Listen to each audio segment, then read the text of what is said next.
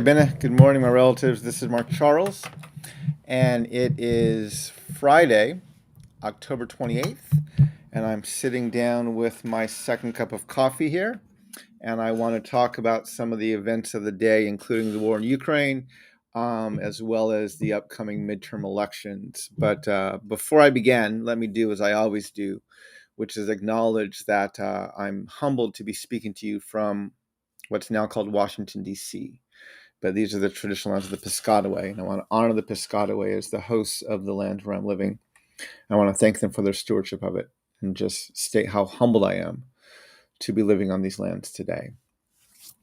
So if you have a second, grab a cup of coffee. This is some of my favorite beans. I got some Rwanda beans from a coffee house here in DC, and I'm actually really enjoying this bag of beans. Yeah, but I wanted to talk about some of the stuff in Ukraine. But before I get into that, let me let's first of all see who's on here. Uh, Good morning, Dreaming Nirvana. Great to see you. Glad you could join today. There's probably a few other people on here as well. So overnight, I want to just mention this before we get into the war on Ukraine.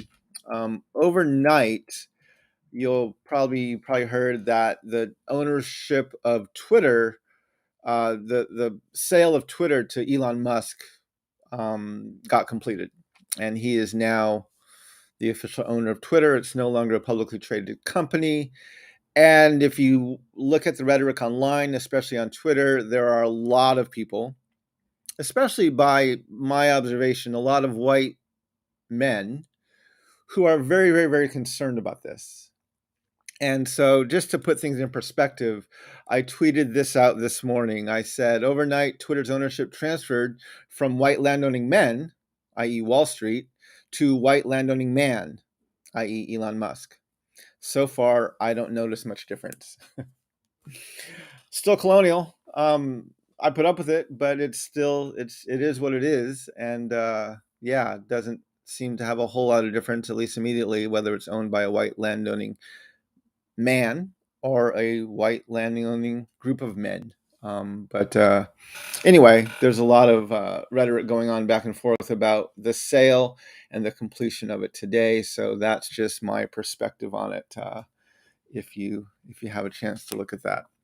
Um, so I want to talk about the war in Ukraine, and I want to talk especially about all of the rhetoric that's been going on almost for the past month. It was towards the end of December, if you remember, that Vladimir Putin gave a speech. And in his speech, he threatened to use every measure at his command if Russia felt threatened in this war in Ukraine. He was especially talking to the West.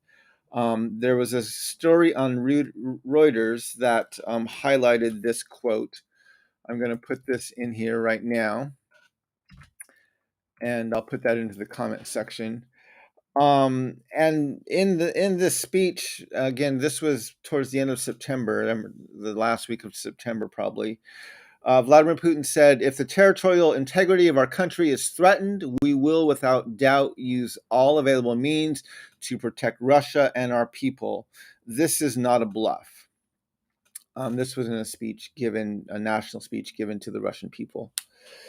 And right, there was a lot of concern because when a nuclear power threatens to use every measure at their command, they're threatening nuclear war, right? They're threatening that they will use their nuclear arsenal to defend themselves. And there was a lot of rhetoric coming out of the Democratic Party. There was a lot of rhetoric coming out of the West, especially Europe and the United States, of how irresponsible, how could this man talk like this? And there was just a lot of panic. About a week later, this was in uh, October 6th at a Democratic fundraiser. Uh, President Biden was referencing kind of the escalating rhetoric coming out of the Kremlin. And Joe Biden said, "We have not faced the prospect of Armageddon since Kennedy and the Cuban Missile Crisis." And of course, he's referring to nuclear Armageddon and the threat of nuclear war between the West and Russia. Uh, However, we have to note he didn't use the word nuclear war or nuclear, right? He didn't talk about that. He used the word Armageddon. And this is interesting that he used the word Armageddon, because if you look up the word Armageddon, I just did a simple Google search, right? So if you look up Armageddon, this is what Google told me: in the New Testament, the last battle between good and evil before the day of judgment. It's a biblical hit of Megiddo, an archaeological site in the plain of Escalating, south of southern day Haifa in Israel, the place where the last battle between good and evil will be fought. And if you search Armageddon online, one of the references you will see frequently is that Armageddon refers to the divine obliteration of God's enemies. That sentiment will appear in multiple different ways. I saw something similar to that on Wikipedia. I saw it in a bunch of other kind of prophecy type websites and references to Armageddon. But the thread running through a lot of people's understanding of Armageddon is it refers to this final battle, which is a divine obliteration of all of God's enemies. And so again, it's interesting that President Biden uses the word Armageddon to refer to the rhetoric by Vladimir Putin that he will use every measure at his command, i.e., his nuclear arsenal, to defend his country. So again, Russia using nuclear weapons in Ukraine does not, by definition, mean global nuclear destruction, right? It means Russia will defend itself with nuclear weapons. Right, it's not necessarily meaning global nuclear destruction. To really have global nuclear destruction, you really need to have both sides, two sides, engaging in all-out nuclear warfare, right? If this is going to be the final battle between good and evil, you need to have a war, not just one side using their nuclear arsenal like the United States did in Japan, which, of course, we're the only nation to ever use nuclear weapons in a military conflict and on civilians, nonetheless. We've never fully dealt with that, but that's part of our history of what we've done. And so you have to ask, well, why would Putin using nuclear weapons in Ukraine lead to a final battle, potentially ending the world in this nuclear Armageddon battle? Well, to get into Joe Biden's thinking, we have to go back to August of 2021 when there was a terrorist attack in Afghanistan. And I've referenced this quote by Joe Biden in numerous speeches. I've probably brought it up here on my Second Cup of Coffee a few times. But again, if we're going to look at Armageddon, we have to understand his response. And so I'm going to share, first of all, the remarks he gave that are in the briefing room on the White House website. And I'm going to show a graphic of this, but I'm going to give you the link to this here in the comment section so you can actually look at the entire speech he gave. This was on August 21st, or August 26th, sorry, of 2021. And in his speech, Joe Biden said, "To those who carried out this attack, as well as anyone who wishes America harm, know this: we will not forgive, we will not forget, we will hunt you down and make you pay. I will defend our interests and our people with every measure at my command." So, right, this is where we start to get into the danger zone, because now we have two heads of state of nuclear powers threatening to use nuclear weapons if they feel threatened themselves. So this is not just the dangerous rhetoric coming out of the Kremlin. This is the dangerous rhetoric coming out of the White House. And you might actually note it's probably even more dangerous coming out of the White House because, again, we're the only country who's ever used nuclear weapons on civilians ever in the history of the world. And so, of course, our our disregard for the value of human life is even more blatant, even than Vladimir Putin and Russia's, because we've used this weapon and we've used it to kill hundreds of thousands. We killed well over 100,000 between Nagasaki and Hiroshima. But in all of the bombing raids in Japan throughout the end of World War II, we actually killed over 300,000 civilians as we fought to end the war. We created a war against civilians and made the human death count so high it was unbearable. Again, that was our plan. So, yeah, we have to note that we have both the West and Russia threatening nuclear weapons. And of course, no one said how dangerous the rhetoric was from Joe Biden when he said it in 2021, because this is technically the rhetoric that most US presidents use when our nation feels threatened, especially after terrorist attacks. Right? I mean, this is President Trump talked about his big red button, and he threatened destruction to our enemies and even to our allies if they got in his way. And so, yeah, this is just how the American people expect our leaders to speak when we feel threatened, especially from terrorism. So we have to note, first of all, we have similar rhetoric coming out of both the left and the right regarding nuclear warfare. And we are using pretty much the exact same language. President Biden is using or I should rephrase it. Vladimir Putin's using the exact same language that President Biden used just a year and a half earlier. So now we have two white landowning men who are the head of the two of the most powerful countries in the world threatening to annihilate each other if they feel threatened. So now we're actually talking, we're talking about global nuclear destruction. But again, why does Joe Biden use the word Armageddon? Why does he frame this as a battle between good and evil with the destruction of the world resulting and God's side winning? Well, in that same speech, and again, many of you have heard me talk about this, but we have to acknowledge what we say as a country. In that same speech, Joe Biden went on to say, those who have served through the ages have drawn inspiration from the book of Isaiah, when the Lord says, whom shall I send and who shall go for us? And the American military has been answering for a long time, here am I, Lord, send me. Here I am, send me.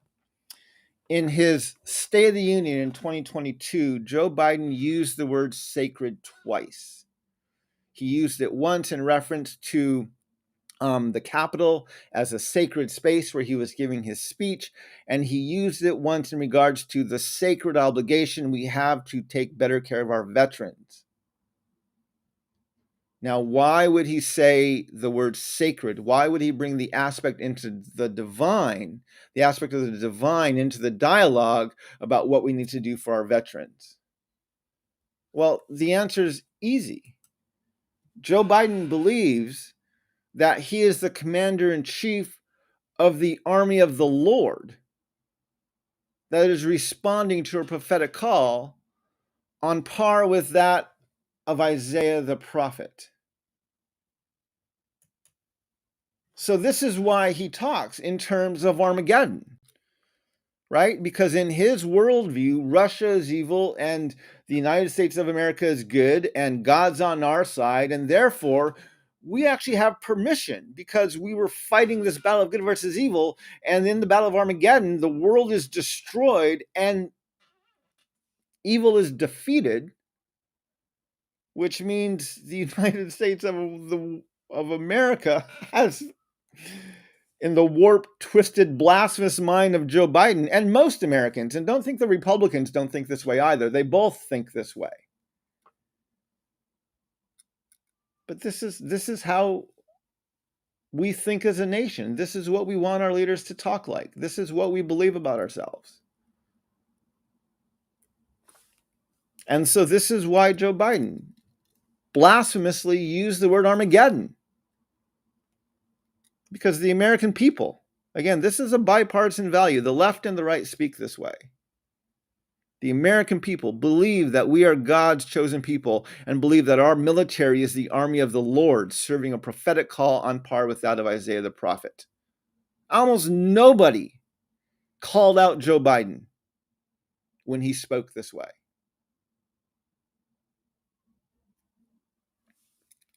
This is what we believe.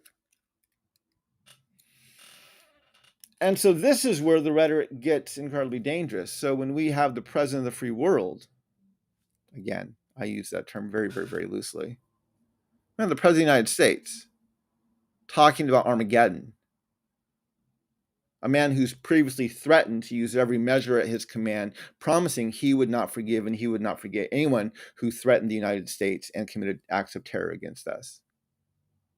When he is warning of Armageddon, he's not first and foremost warning about what our opponents might do.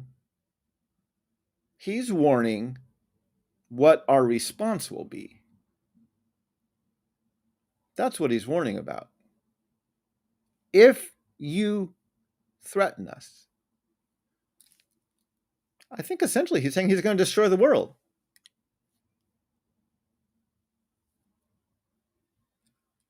His response will be so great as he commands the supposed army of the Lord. So, yeah, this is where, right, the rhetoric, both Vladimir Putin and Joe Biden, both Russia and the United States, are threats to humanity. They both are. Both have a very deep, deep, deep-seated sense of narcissism and exceptionalism. And both would feel absolutely justified, probably without an ounce of remorse, to bring about this sort of destruction on the globe. Because they would both believe they were doing it in the name of the Lord.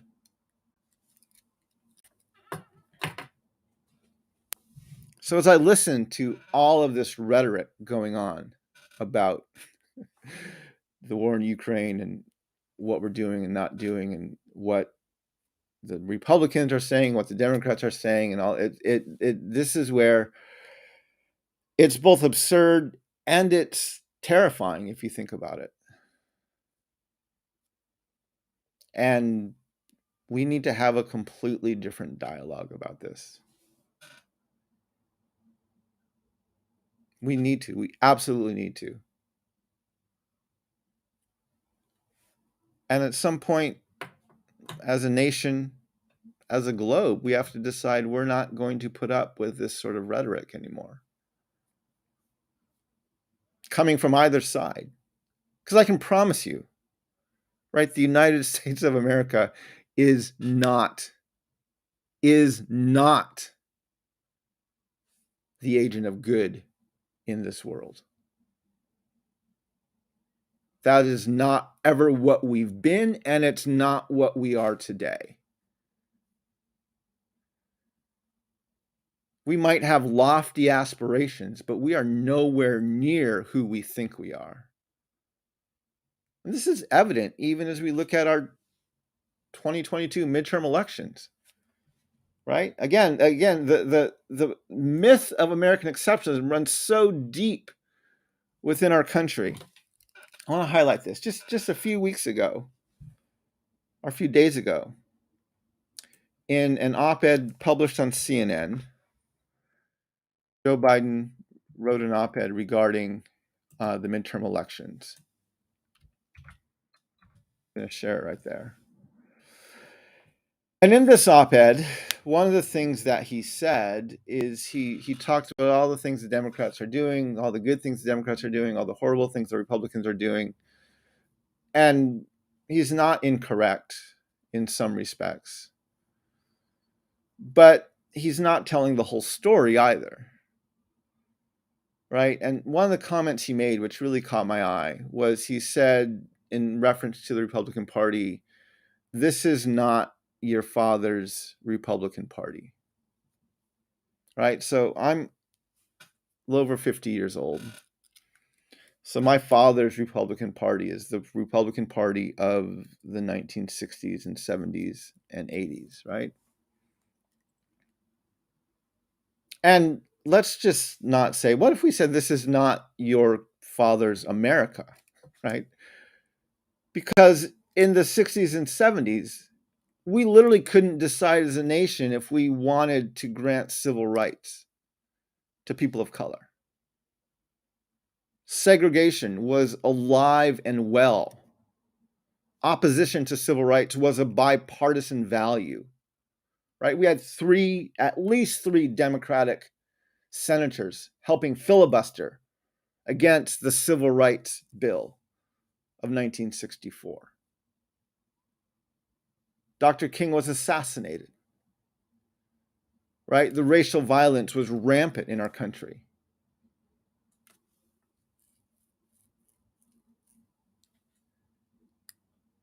White men, especially, love to look back in our political history with a sense of lament. Remember back when we were so much more bipartisan.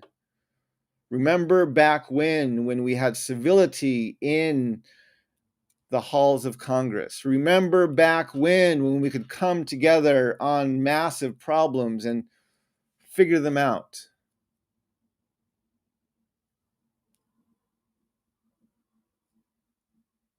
It's because the two parties back then were fairly unified in their explicit racism, sexism, and white supremacy. That wasn't the big debate. They were even, like I said, the Civil Rights Bill was not a completely partisan divide. You had Republicans who voted for it, and you had Democrats who were opposed to it, working actively to keep it down. So when politicians look back and say, oh, our politics used to be so much more civil, it's because for much of that period, white people couldn't vote. People of color couldn't vote.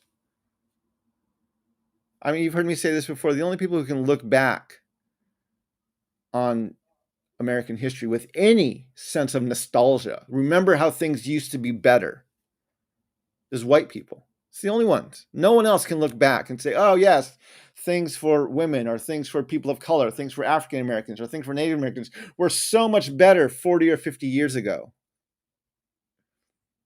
No one else can do it. The only people who can look back on our nation's history with any sense of nostalgia is white landowning men.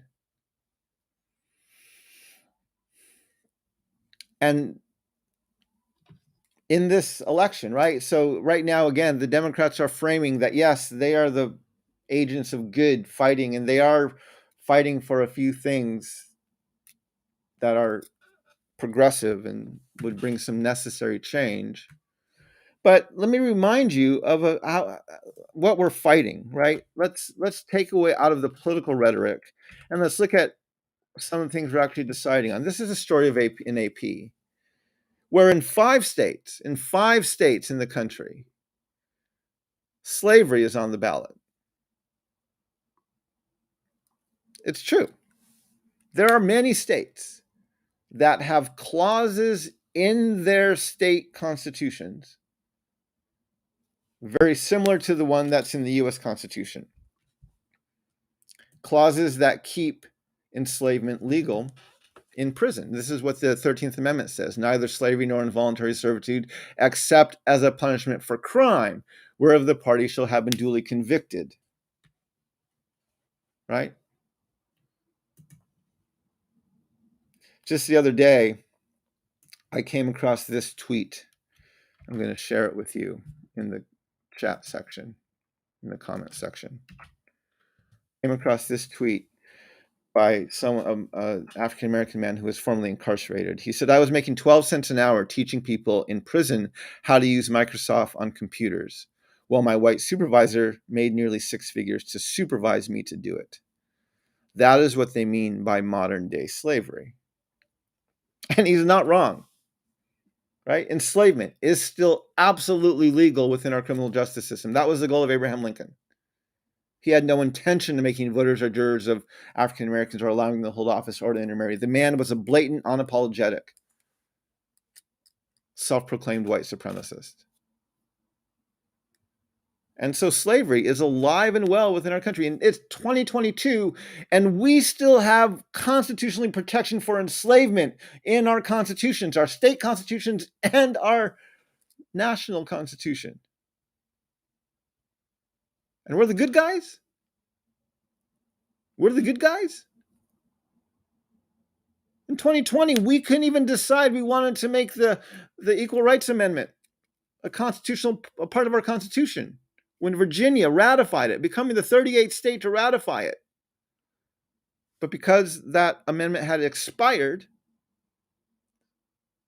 so now we as a nation don't even agree that women should have an equal voice, constitutionally protected.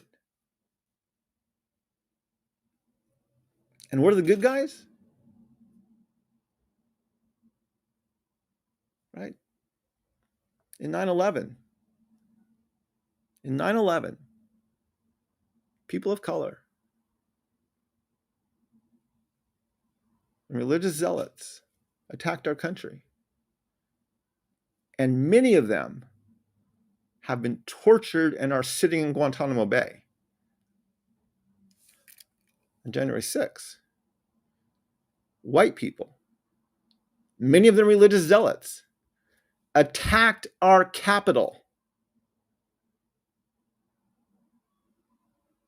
And they're being sentenced to a few months, maybe a few years in prison, if even that. And we still haven't even decided if our president, who is leading the whole thing, is worthy of being charged in this. And our country is the good guys? I promise you, if President Obama had done even a quarter of what Donald Trump did, he would be in prison today. I promise you that.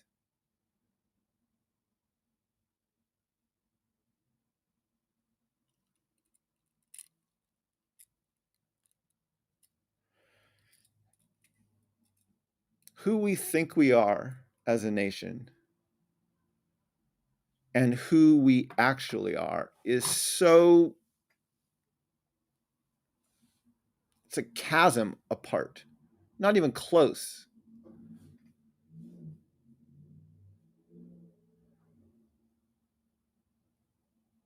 And the fact that our president goes on national media and threatens, I'm going to say threatens because, again, good versus evil, in the mind of this man, he is the commander-in-chief of the army of the Lord who is fighting evil. And in that battle, the world gets destroyed. And so when Joe Biden says Armageddon, he is threatening the destruction of the world.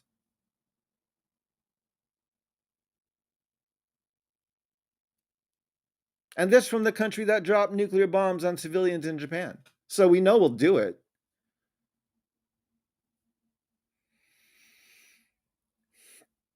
This is where the rhetoric of our country, and especially the rhetoric of the white landowning men we elect as our leaders, is so over the top dangerous. And yes, the Democrats and the Republicans are both to blame. Trump's easy, right? His rhetoric, he's blatant. He enjoys it. And white evangelicals have sold their souls out to his power. And they know they've done it. They know they've sold their souls. If you don't believe me, ask them what they thought of Trump 12 years ago. I can promise you almost none of them would have had a high opinion of him, except maybe they liked his show on Fox or his show on ABC, The Apprentice or whatever it was called. But they certainly didn't look to him as a leader or as a man of great moral character. No, they sold themselves out because they lust after his power. And they know it. They know it. But the Democrats are just as bad. Because Joe Biden speaks using the exact same language. And this is where we have to have such a deeper dialogue than we're having about any of this stuff right now.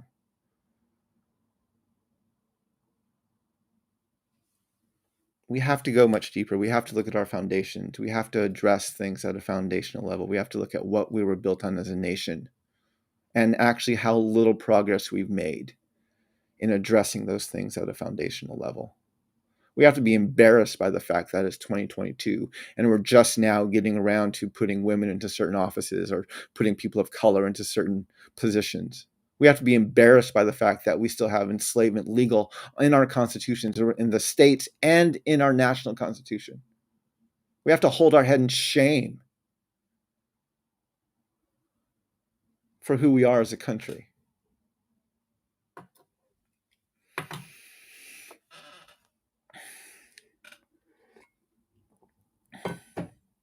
And the crazy thing is we think that's our only option, right?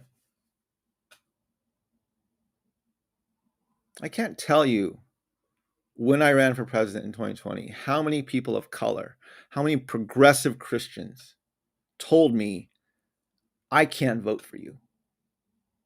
I can't support you. I love what you're talking about. I love your vision, but it's too dangerous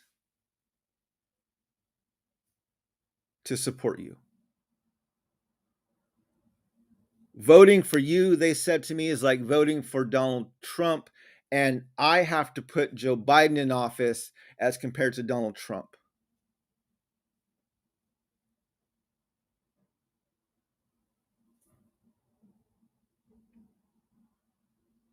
I can't afford to. Voting for you, Mark, is putting someone who's going to use his big red button. Instead, I have to not vote for you so I can vote for the man who believes the U.S. Army is the army of the Lord and is willing to commit Armageddon.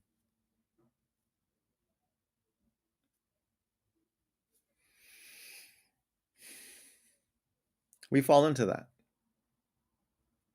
We fall into that.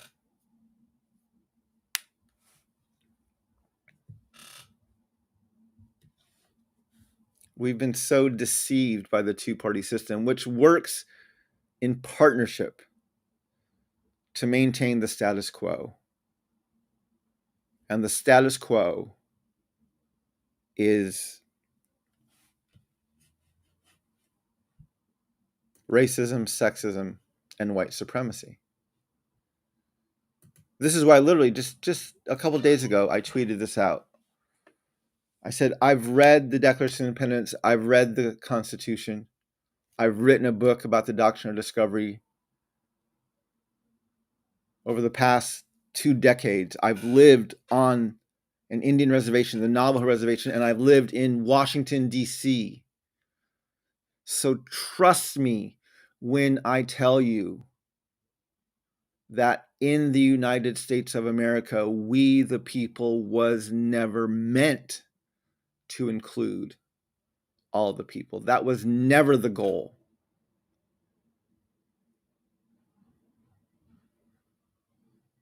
And this is why we have to stop playing around where the two parties want us to play around at, and we have to address these things at the foundational level.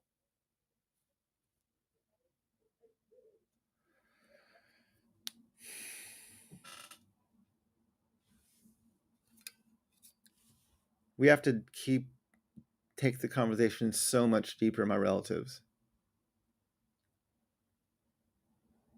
And we have to get courageous.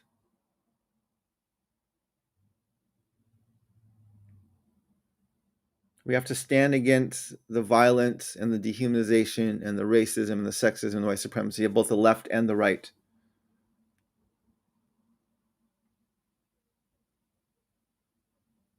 We have to treat everybody, including those we disagree with dignity. We need not to resort to violence. And we need to chart a different path.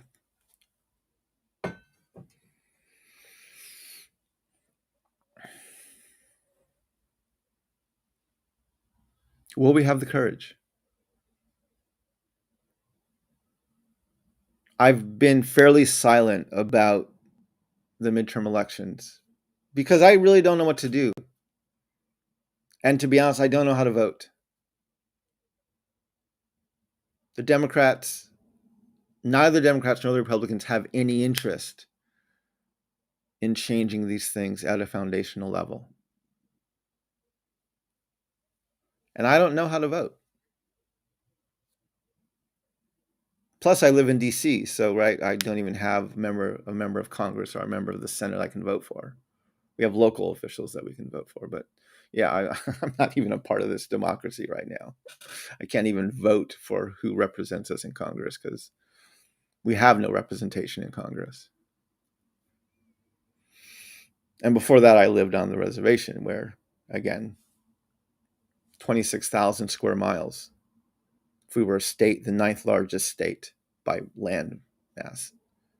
And even the Navajo Reservation does not comprise a single congressional district. It's only a piece of a congressional district in 3 different states. Yeah, again, trust me, we the people was never meant to include all the people. I'm not meaning to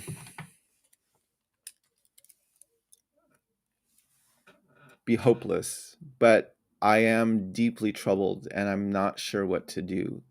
One of the reasons I ran in 2020 was because I didn't know what else to do. No one else was going to advocate for these things. No one else was going to bring these things to the table. And that's one of the primary reasons I ran in 2020. So I'm going to continue talking about this as we get closer to the midterm elections. Obviously, we need to participate in our system somehow, in some constructive way. And I'll be honest, I am still looking for a way to do that. But I appreciate you taking some time this morning to join me for a cup of coffee. I hope your cup of coffee is as good as mine is.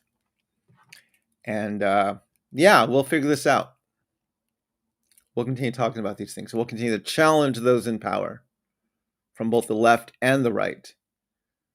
Try to point out the deceptions, the blasphemy, the heresy that comes out of both parties in our country.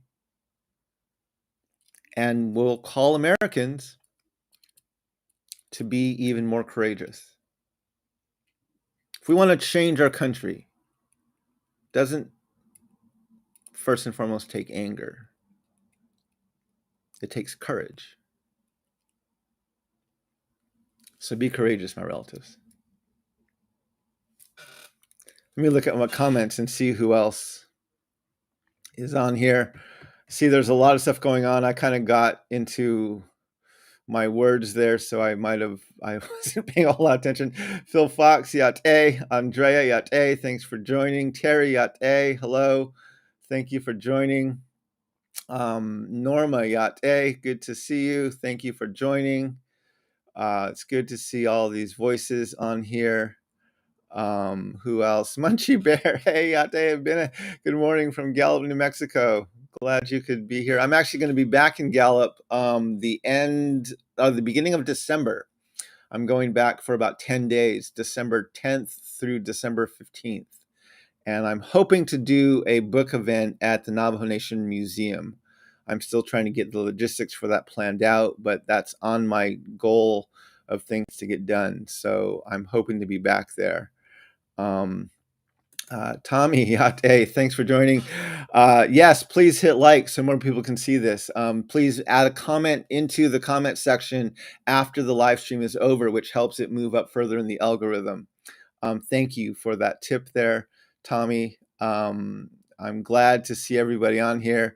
Tanya, thank you. I love this shirt. I got this shirt at the flea market in Gallup, New Mexico, when I was there over the summer, and I love it. I really like this shirt. It's become one of my favorites. So, but I hope everyone has a really good day. I hope that that you are able to help or begin to make sense as we sort through all this stuff about the midterm elections and about the war in Ukraine. Obviously, what's happening to the Ukraine people is horrific. And obviously, what Russia is doing is absolutely unjust and needs to be addressed.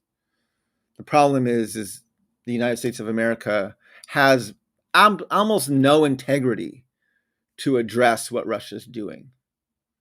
We have almost no integrity. And we are so hopelessly unaware of who we are as a nation that the things we say, even to try and be helpful, are actually end up massive threats and dangerous rhetoric. So yeah, we have to find a way to figure this out. We have to find a way to change that conversation.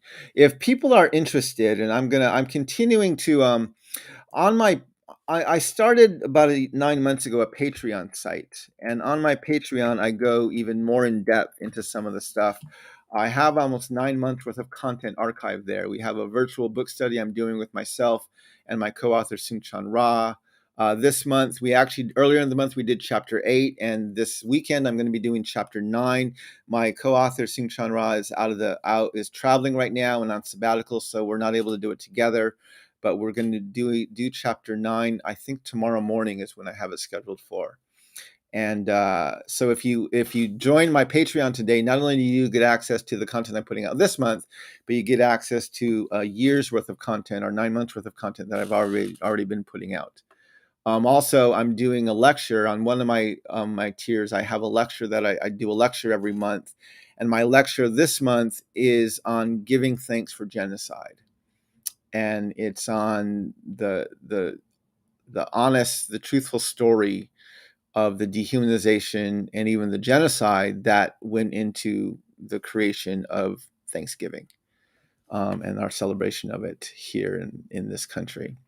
So yeah, you can always join my Patreon. I'm continuing to plan book tour events, and people who are interested in helping support that, I have a GoFundMe. And I also am continuing to promote my book, Unsettling Truths, the ongoing dehumanizing legacy of the doctrine of discovery. And if you would like to purchase a signed copy of Unsettling Truths, you can do that from my website. So I'm doing some work this week and next on my website, trying to make it a bit cleaner. It's gotten kind of messy over the past few years without much attention given to it. So I'm working on that this week. But yeah, I'm looking forward to all the engagement I'll do on my Patreon over the weekend. And I'm looking forward. I'm home for about another 2 weeks before I have my next overnight trip when I'm going to Los Angeles and Ohio. Between when am I leaving now? November 14 through November 18, I think are the 5 or 6 days I'll be gone. But I'm around for the next 2 weeks. I'm looking forward to continuing to engage here on my second cup of coffee and on social media. But yeah, it's really good to be here. Thank you, everybody, for joining me today. I hope that you have a good day, and may we all walk in beauty, and may we learn how to walk in beauty together. So I can't help my relatives. Hakone.